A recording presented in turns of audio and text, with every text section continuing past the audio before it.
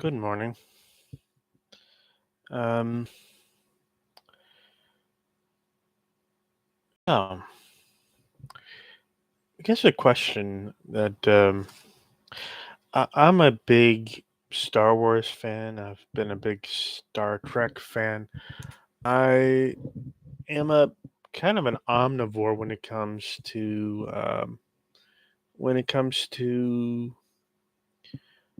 different franchises, and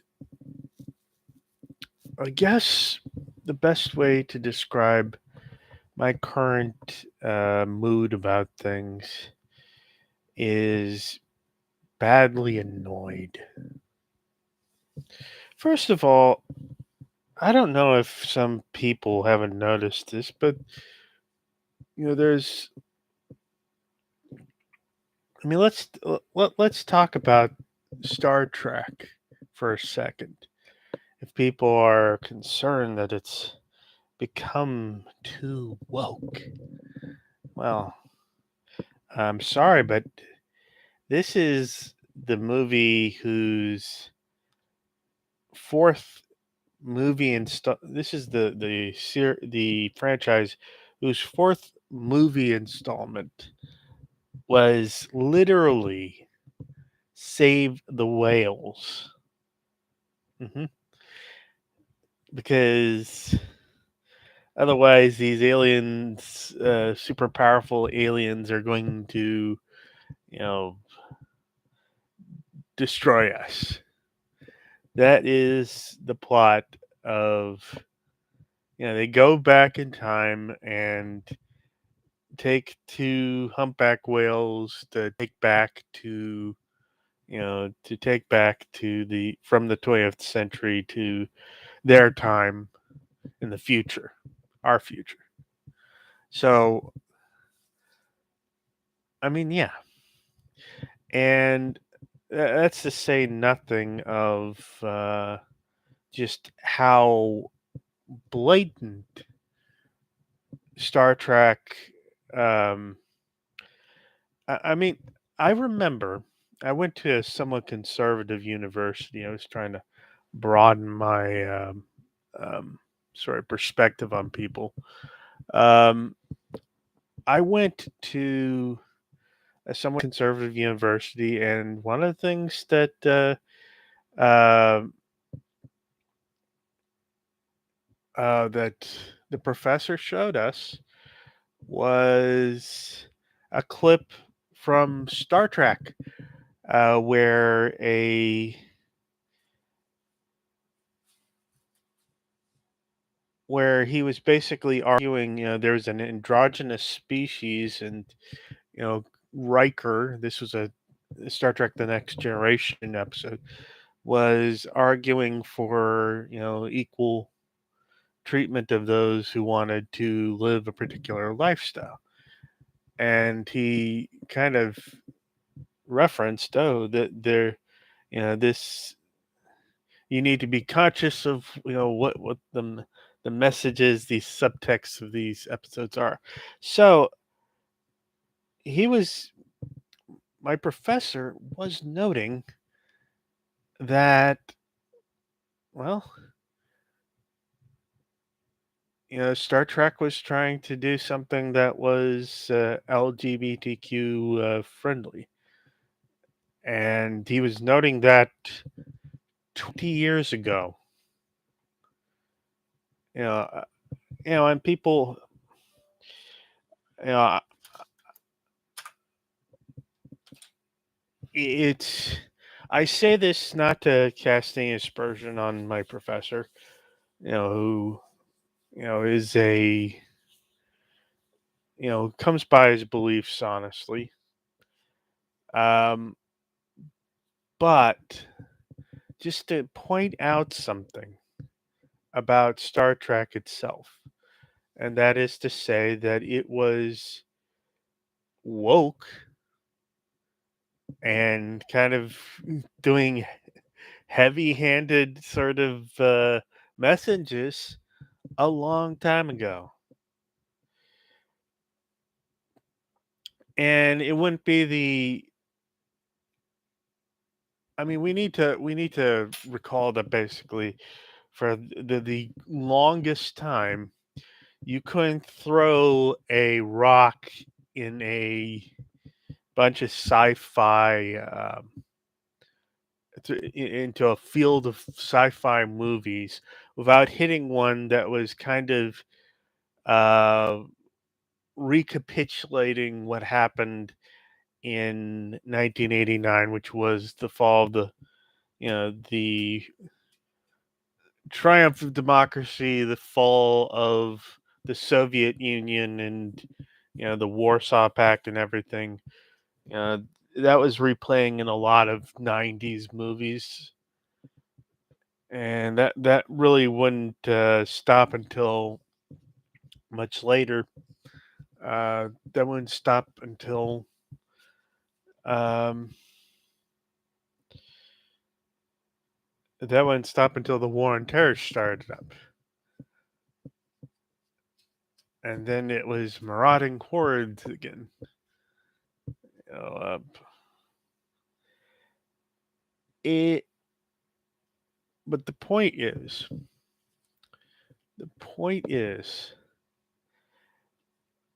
the Hollywood is not always a place for subtlety. People aren't always genius writer enough to weave things in, in a more, in a more fine-grained, nuanced approach. Very often, people just come out and promote their ideas, come out and promote their beliefs. But does that if you don't like that, you don't like that. If you much prefer there to be subtlety, more power to you. You go for what you like.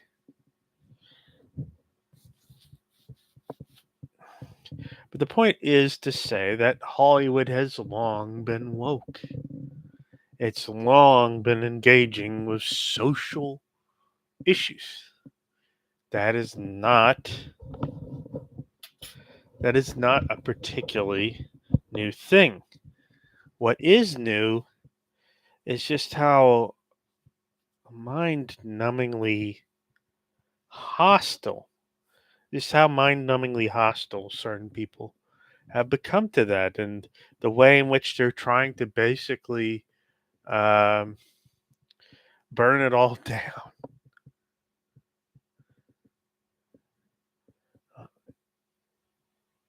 And the problem is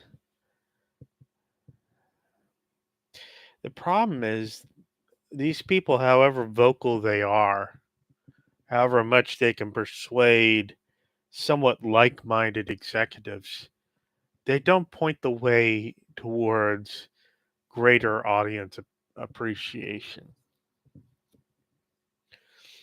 It's not going to make people more money. They can say go woke, go broke, but what are the two most high-profile successes this year?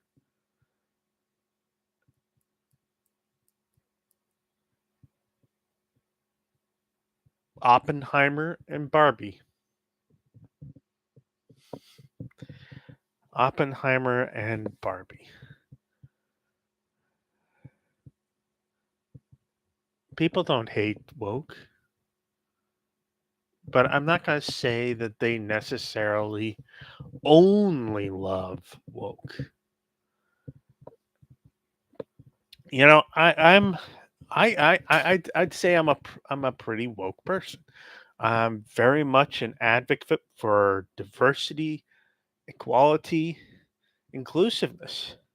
I think that's the best way to handle things because once you do that, once you start promoting that, I think you really get a more of a once you start promoting that, I think people have um, less incentive to destroy something that they are a part of.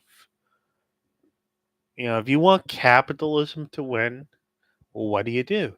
You make capitalism beneficial for more people. That's simple. Because when you make capitalism more beneficial for more people, they have incentive to preserve it. If the only people who if only the top 1% get to enjoy capitalism, it's not going to survive long because everybody else wants to eat. They want to survive. And the plainest way to put it is if the system doesn't allow them to do so, they will change the system so that it does allow them to do so. And I'm not going to say that the system they would create on that account would be perfect or that socialism would necessarily work out better. I wouldn't say that. I've got my gripes of socialism. I can see some of its weaknesses. I can't help but see that some despite their best intentions, a lot of socialist systems don't work. Well, just simply don't.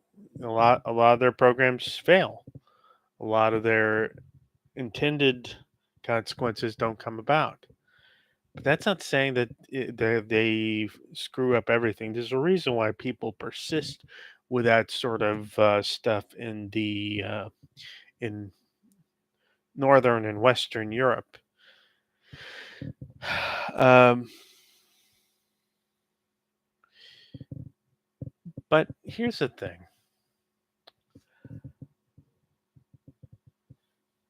and I want you to kind of consider this.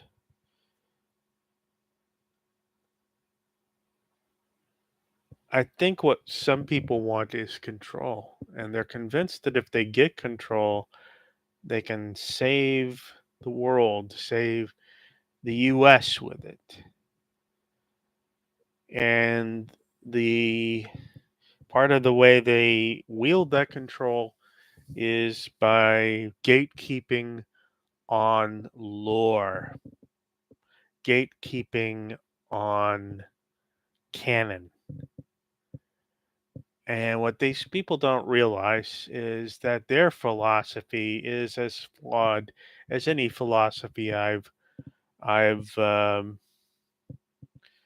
I've mentioned here. You know, it's the whole thing of there's a line from a Bjork song. I thought I could organize freedom. How Scandinavian of me. But it's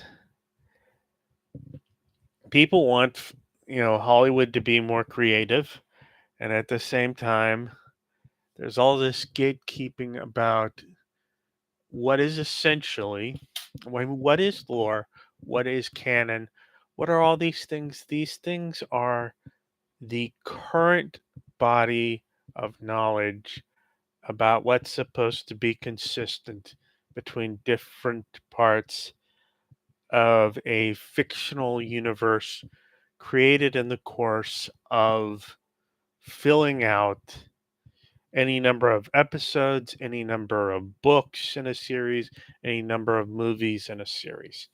So that's basically what we're talking about. Canon, in particular, are the events that have occurred, and lore is more like how do things work. But at the end of the day, I think we need to remind ourselves about a fact of both canon and lore. We need to remind ourselves that they're fictional. And this is where we kind of get into, I don't know, a philosophical sort of section. And I guess the best way to start it out is to imagine that a meteor comes down from the sky and lands in a forest nearby. It makes a crater. There's a flaming sort of, you know, there's a whole lot of flaming stuff. I mean, actually, I think meteors are actually, cold when they hit. But I'm sort of having to fictionalize this thing, anyways. Okay, so how about something different? How about there's a head-on collision right out in front of my on my street here.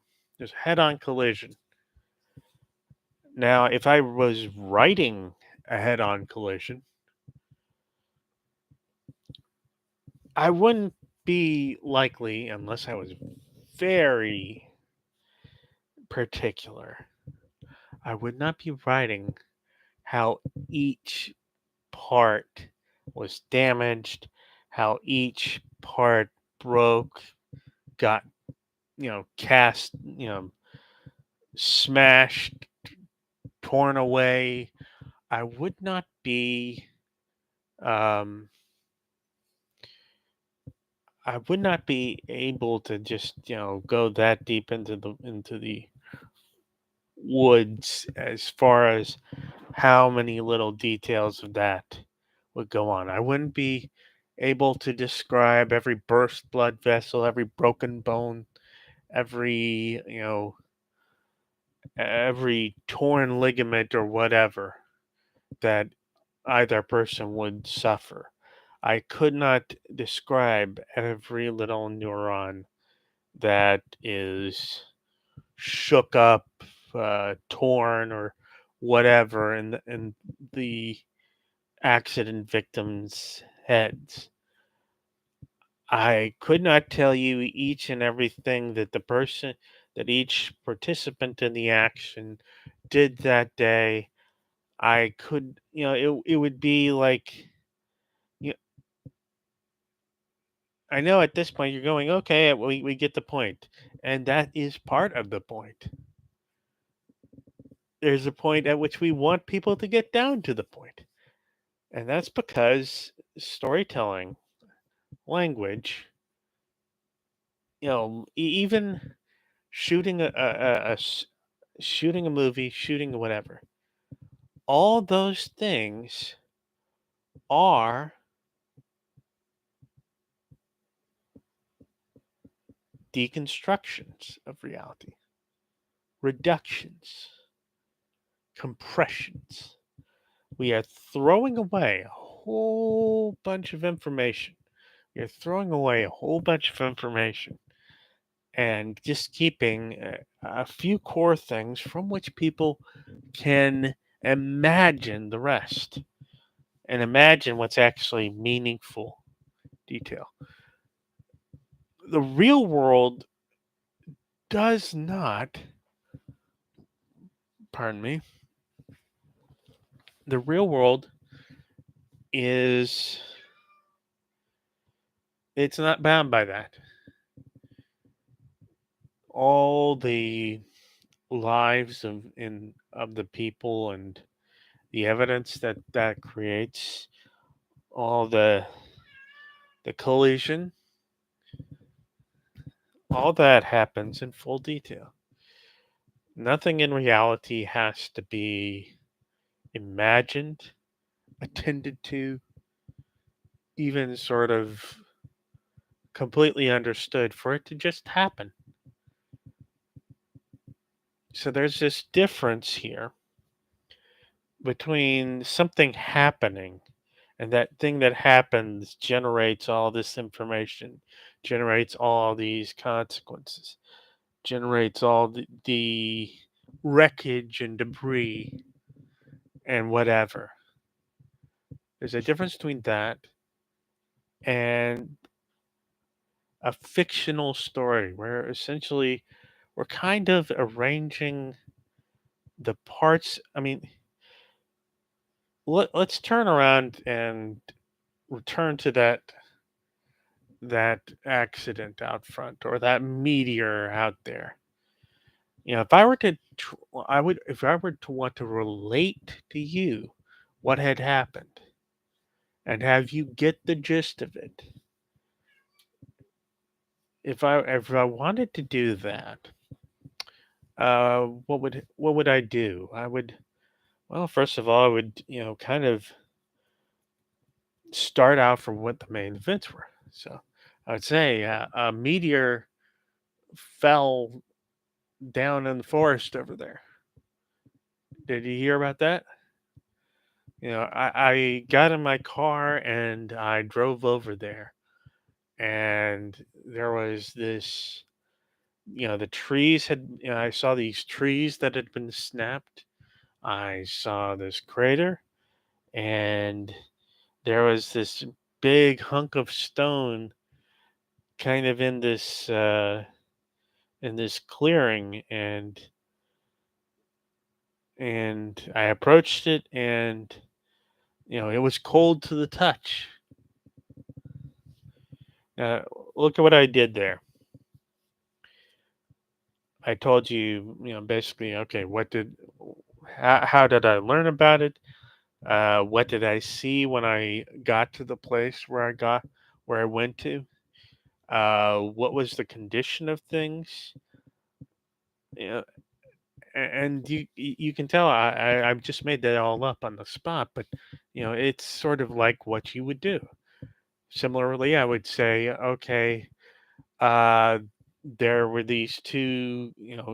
I heard this enormous crash outside. This sounded like twisted metal and stuff like that, and you know I got up out of my chair and I went out the door and I had to put on my you know I had to tug on a pair of sweats, and I went outside and I almost slipped on the doorstep, and um but once I was out there I saw that you know they had hit somewhat offset, and one of the cars had s- you know turned over onto its side, and this other car had you know swerved and hit the tree out in front of my house. Now I almost said hit the mailbox, and that's one way it could have done. Or I could have said, oh, it hit the light pole and broke that. And then I could say, okay, as I approached, I saw that there was a family in the car. Um, I told my, I told my family to call 911 and so on and so forth. And I could describe, you know, I could describe what I saw, and this, one person was, the airbag had deployed, and in that one car which had the family in it. Uh, you know, there was blood coming out of this person's, head. They were moaning and groaning, and the other one, I saw the person crawling out of that wreck, and so on and so forth. And you're describing sort of each thing I describe. I think if you don't have aphantasia, each thing I describe, you can visualize something in your head about what's going on. Because storytelling isn't simply a conveyance of literal information, it is a conveyance of the sense of things. This is what separates us from AI. Um, an AI can be, can probably organize a whole bunch of lore.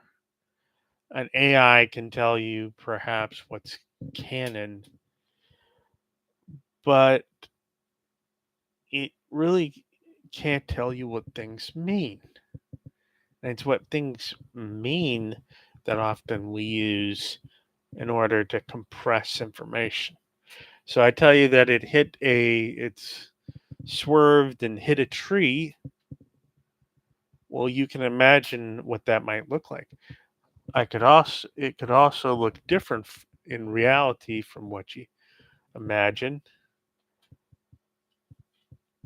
And I think here's a thing. Here's a place where we might want to talk for a second about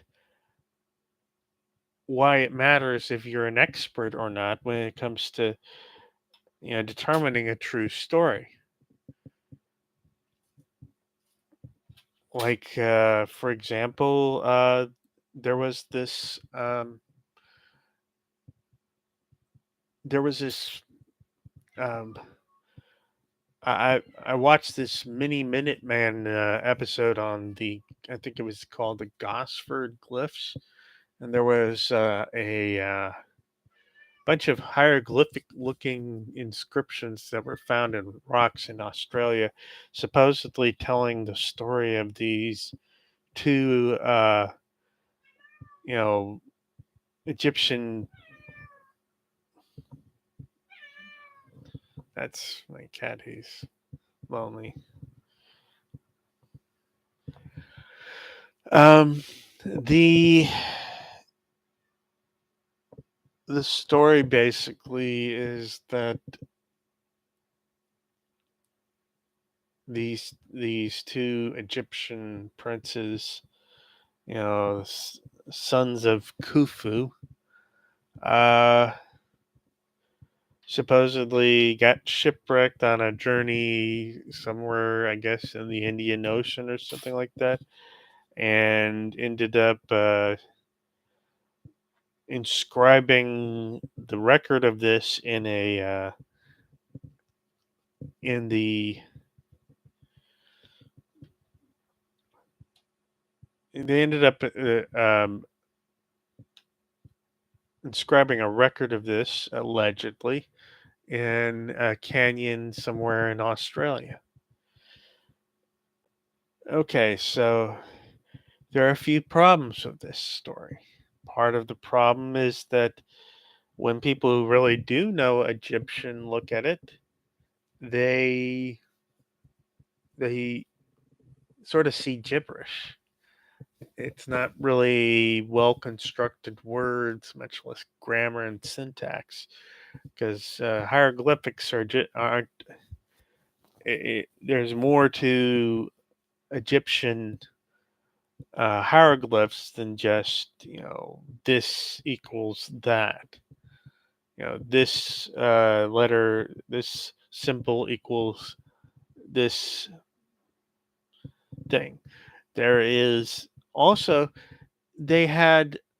I mean, Khufu and his sons, of which there's no record of these particular sons. Uh, they are. He's of a time period. So if you found hieroglyphs that were of a style that was 1,000 years in the future of that, that would kind of indicate that something was up. And so you had these hieroglyphs that basically were in a meaningless jumble. And earlier photographs show that the um, earlier photographs show that there's this you know there's a lack of a patina there. There's a lack of sort of the coating of lichen and other stuff that would grow over the symbols, after they were carved. And so a number of things begin to break down the story once you get into it. But of course, if you've got a fictional story, there's always going to be that because everything you're making stuff up. And that's the thing. we're making stuff up here. And at the end of the day, that means that we humans, being of limited attention, limited memory, limited perception, limited expertise, and so on and so forth, we're going to create stuff that isn't necessarily 100% real, that isn't comprehensive. And so that's part of why we need the suspension of disbelief. That's also part of why we need backstory, research, and so on and so forth. Because it's incomplete. It's like the old thing about rug makers who intentionally put mistakes in their work because only God is allowed to make things perfectly. Well, only God can create a world perfectly. The rest of us are merely doing commentary on it. And the degree to which that commentary is accurate, or the degree to which that commentary, the degree to which our stories have consistency and, work together, that's somewhat limited and always will be. I say this as somebody who has been working on a work of his own for quite some time. So I know from experience that you can start out intending that the lore be a certain way, and then you start getting ideas. Then you start getting inspired. Then you start seeing things. Then you start developing plot lines. And as you do so, you need to answer more questions. You need to, create new information, so on and so forth. It's, I guess, the best way to put it is if you've actually done a great deal of writing in a world building tradition, you'll come to realize that it's fairly difficult to keep things absolutely consistent. And in fact, you might not want to. That might be sacrificing a chance to grow things in a new direction, to take things in a new direction. And I don't think people think too much about that if they're kind of being driven to try and be, you know, possessive in a for political reasons. Politics wants things controlled. They want things to be kind of nailed in place. They want things to be, you know, you don't change this, you, you don't change that inevitably. I mean, it's sort of like, when George Lucas was making the prequel trilogy, there were so many people who just said, hand it off to somebody else. Let somebody else do it. This person over here did this as well as, could do this better, and they got their wish and they hated it. And think about, the thing about Star Wars going forward from George Lucas selling Lucasfilm um, to Disney. The thing is, we should have expected that it wouldn't be the same. It's sort of going from, the Pauline letters to the Deutero-Pauline letters, from the people who originally created the material to the people who are the fans, grown up and educated in film and electronic media who come around and they do the new stuff. Folks like you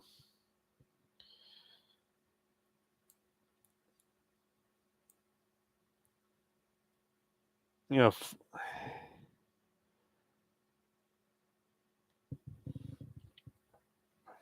like John Favreau, like Dave Filoni, and like J.J. Abrams. You know, you can tell he kind of he admires what Lucas did, even if he's not the best director in my opinion. Ryan Johnson. Everybody's getting their sort of different take on it. And a lot of people are just going, "Oh no, no, no! You can't do that. You can't do that with this character. You don't." You know, I don't 100% agree with everything, every choice they made, but it once you get past the fact that there's never going to be another George Lucas, there's never going to be another George Lucas Star Wars film. Let's just get that out of the way. There's never going to be a film by the original guy who understood and knew all the lore because he's the one who created that lore. There's never going to be one of those again. So everything's going to be a secondhand interpretation of the lore, the backstory, the you know the canon. And in fact, the whole canon thing, the whole canon system with Star Wars was kind of put together because there were so many people working on it, because there were so many people reinterpreting it. There had to be some cohesion between the new Jedi Order and the canon, the films. And so it was basically like, okay, this group of things has this much authority. This group of things over here has a little bit less authority. That stuff here, you know, doesn't matter. It's you can safely ignore it. Stuff like in the video games or like in the old books back in the Splinter of the Mind's Eye era. Um, and they had that system, and now a lot of that system is part of Legends, which is sort of an alternate timeline of the events after Return of the Jedi, and to some degree before that. But for the most part, it's like people lament that. I, for one, am because I basically grew up reading a lot of those Star Wars books. Um, because I grew up reading a lot of those. Um, I pretty much consider that what happened after the I even sort of privilege it a little bit above the sequel trilogy,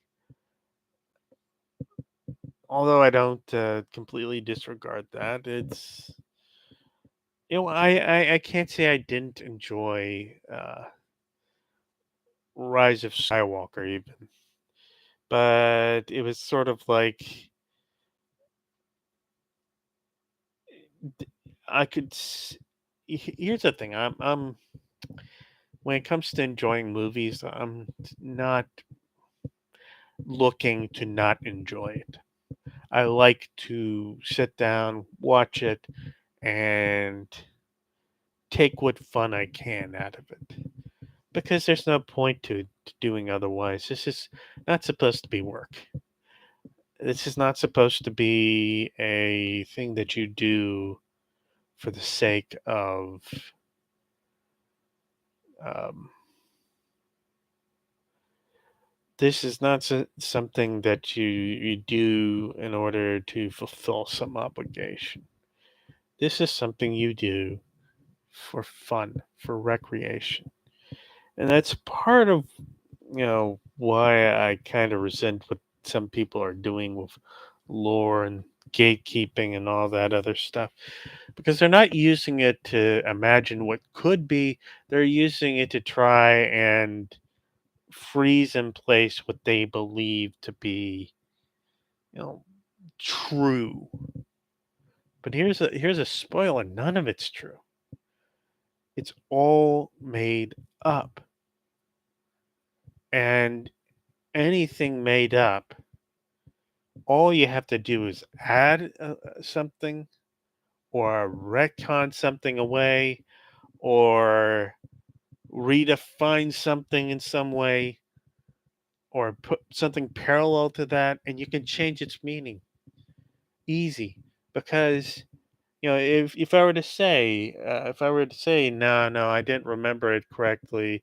The other, the other one wasn't flipped on its side; it was flipped on its back, and there, and so on and so forth. I could completely revise the story, or maybe I just forgot. There are inconsistencies between different episodes, and there are plot holes and such, because people don't always remember everything they wrote before when they write something there. And even if, I mean, let's be blunt, because of the way incompleteness and storytelling works, there's always another point of view. There's always, things that I might miss. There's always uh, things that don't actually work that way, and so on and so forth. It's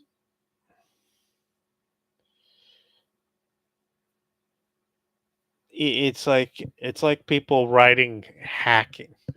There's a scene in NCIS in this episode where it had two people typing on a keyboard at the same time, and folks said, probably thought, oh, that would allow them to write the code that much faster. No, it wouldn't. You really don't want, you could have two people typing on two different keyboards, and if you knew how programming works, you could have, one person working on this object, and then this one person working on this part, and then they could immediately kind of do. But that's the thing, and this is also what kind of catches people up in the real world when they're dealing with people who aren't experts. Going back to the Gosford glyphs, you know, it was believed by a lot of people because a lot of people that just trusted what this one person said that these glyphs translated as, even though people actually looking at the glyphs who had knowledge of multiple aspects of hieroglyphic writing and what was written and who would be writing it, they could fill in.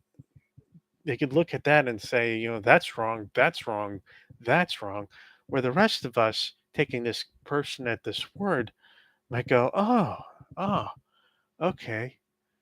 And why wouldn't that be possible? And why wouldn't this be?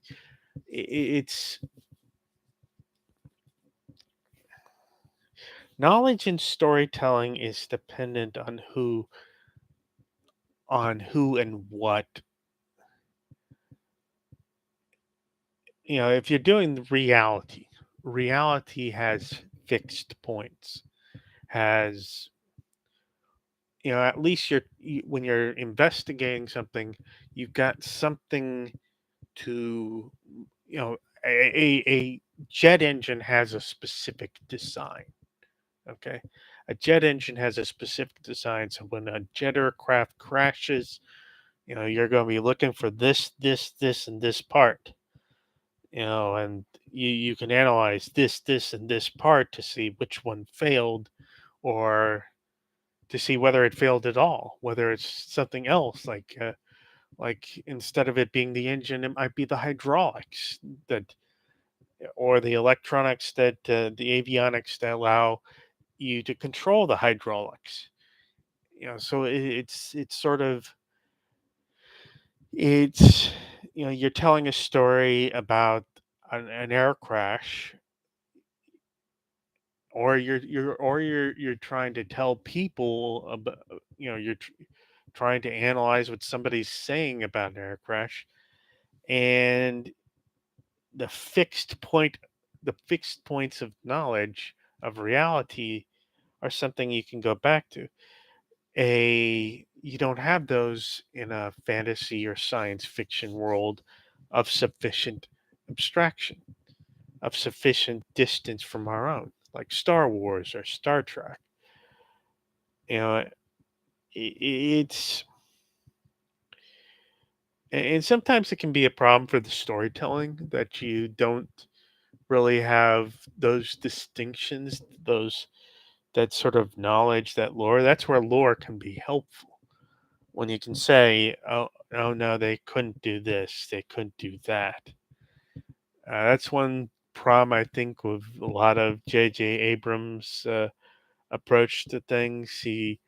Kind of he kind of stretches what technology can do in these universes in order to get surprising outcomes. And unfortunately, by doing so, he kind of introduces areas where things where the question comes up, why didn't they do a transporter thing to that instead of doing this or that? When everybody can do everything, then nothing means anything. But at the same time, it's all fictional. It's all fictional, and if your task is to expand what's fictional, I mean, I want you to think about something. How much do you know about this universe around us as it unfolds, as the stories unfold? How much do you know? Because the real world doesn't care how much you know about it. It's operated in indifferent to your understanding of the rules, to your ability to perceive the rules for centuries, for human all of human natural history. Going back hundreds of thousands of years, and it operated in indifference long before there was anything that could understand chemistry, physics, and such. So it is not necessary for anybody in the story to actually understand everything about how things work, how your magic system works, how anything works. It's not necessary for things to actually occur.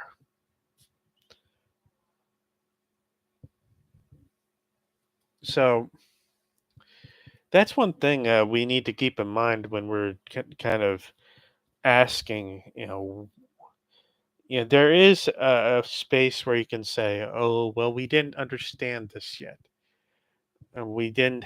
This is a new theory about how this works, that's enabled by this, and this."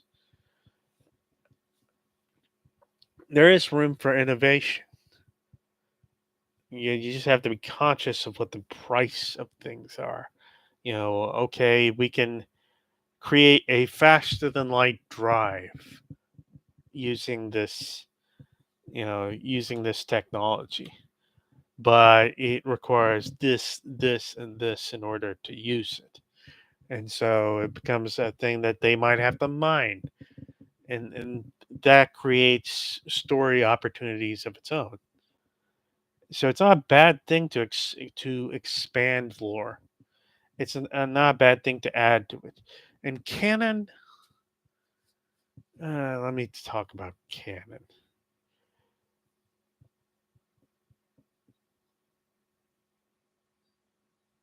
It wasn't canonically possible. If we were talking about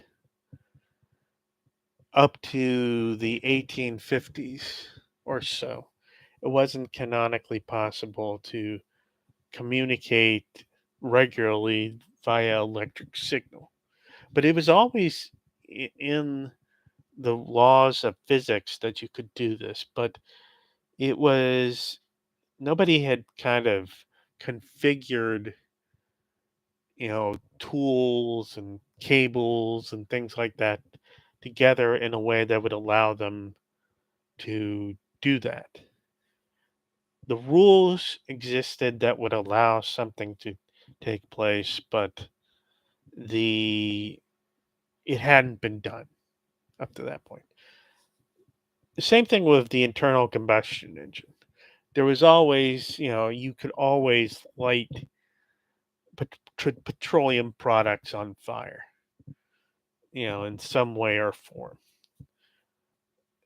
Naphtha was a thing.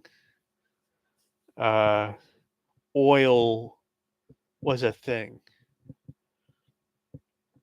I think the Dead Sea, I think, was called something like the Asphalt Sea because of the pitch and bitumen floated on the floated on the waters.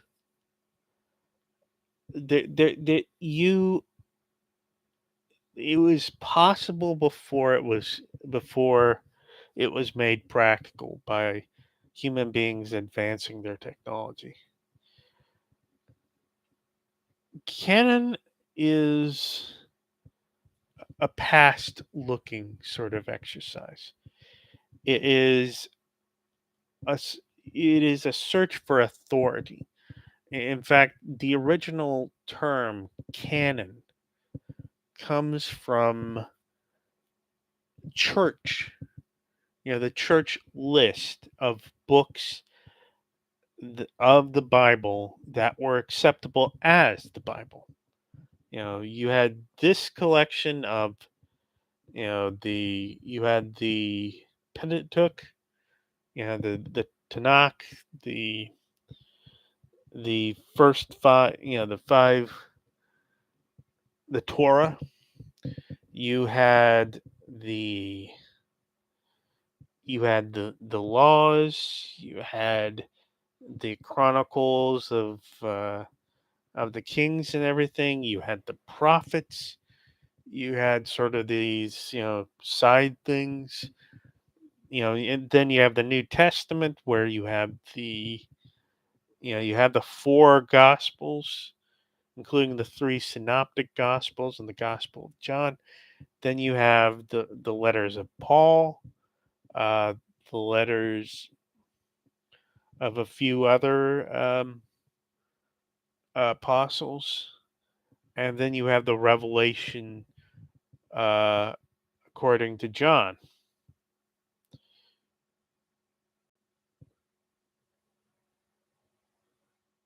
And there the Gospels. There are more Gospels than just written than just those four, but it's those four that made it onto the list. And then you have the letters of Paul. Well, there were letters from other apostles, claimed to be from other apostles, and they, went through the filtering process too. There were many apocalypses, many revelation, according to this guy, according to that guy, and there was just one one that made it into the Bible. So it's sort of like, if we're talking about canon, we're talking about authority. And this is part of the problem is, well, you have people who are trying to exercise authority, who are trying to say this is not canonical, this does not work according to the canon, this breaks canon. What they're really saying is that they believe they have the authority on what is and is not true Star Wars or true Star Trek or true whatever. And that's, when you have people who are fans, who are spectators, who are audience trying to claim authority on what is and is not, authoritative,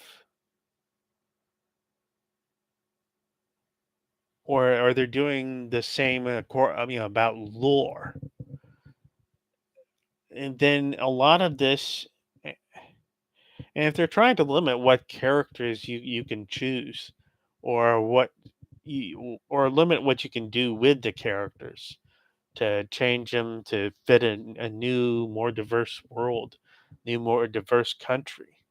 I mean, let me be blunt about this. The majority of children born today are not white. The audience of children is increasingly of diverse background. So if they're changing certain characters from certain books and certain things, they're changing it in part for a business reason. And that is because, people like to see folks who look like them. And that's not a thing that only happens with white people.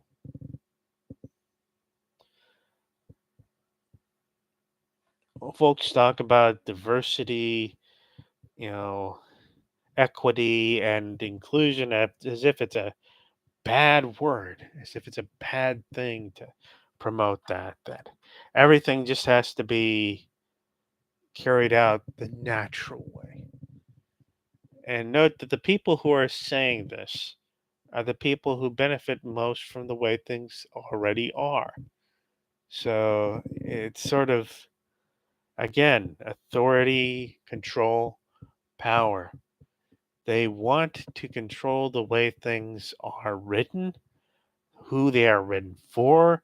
They want to keep control of something that whose control is slipping out of their hands. And this is, part of, what annoys me.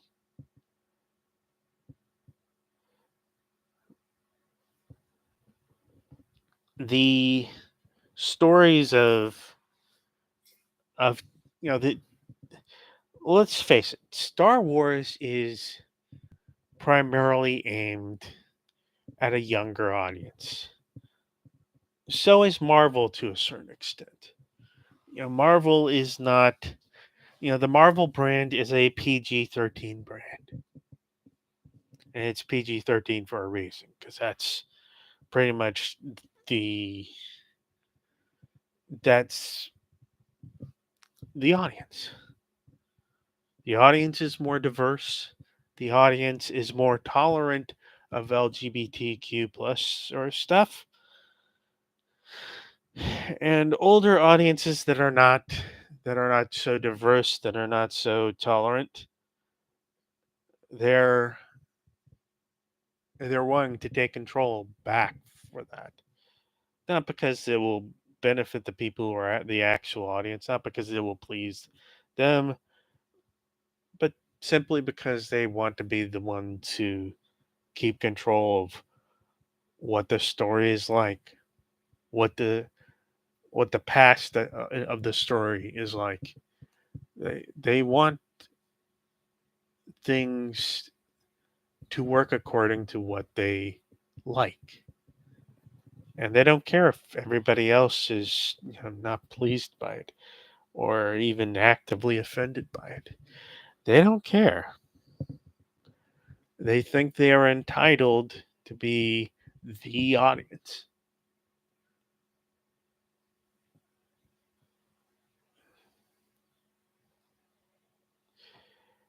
And that's a, yeah, I mean, Not only is that kind of BS in a certain way, I think it's actually sort of self destructive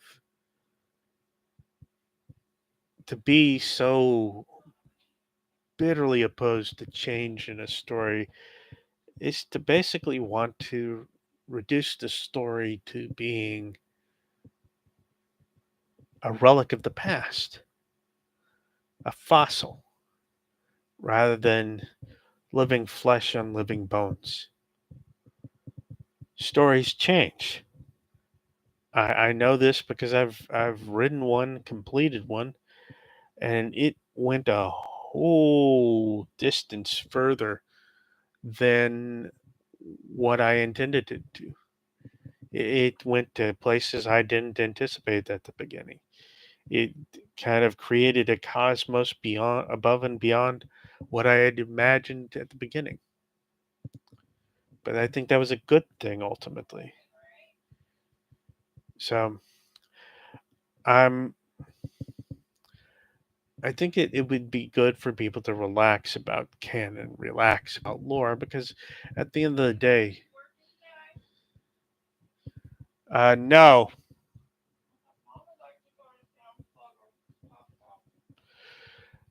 Okay. So at the end of the day, I think people need to relax. People need to be more forgiving because it's, for one thing, it's difficult to do this kind of work. You know, it's not, you want, um, you want at the end of the day to explore new worlds, to explore new facets of the characters.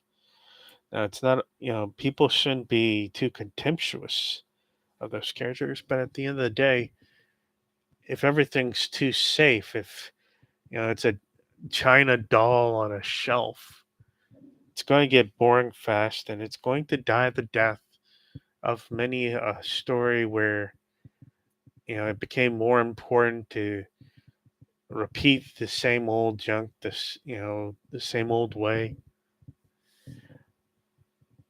Stories only continue to survive as long as they are told and as long as there's something new to tell.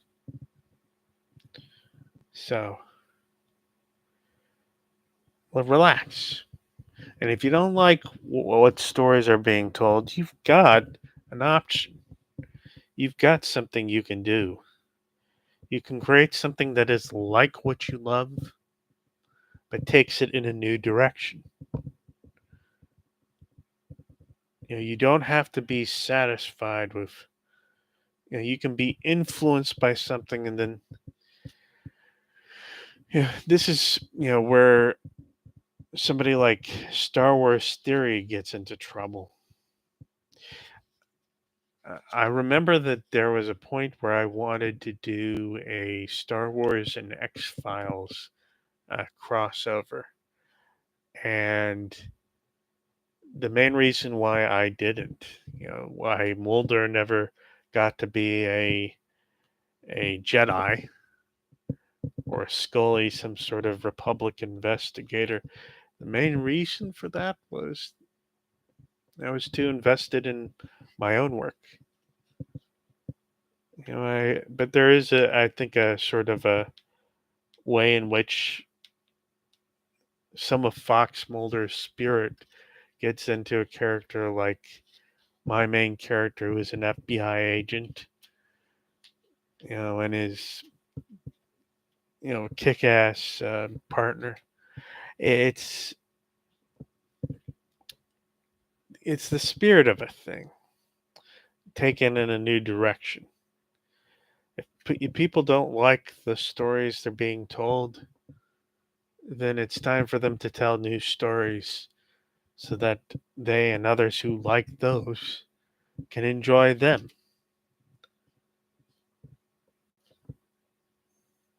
And I guess that's it. So, you all have a good day.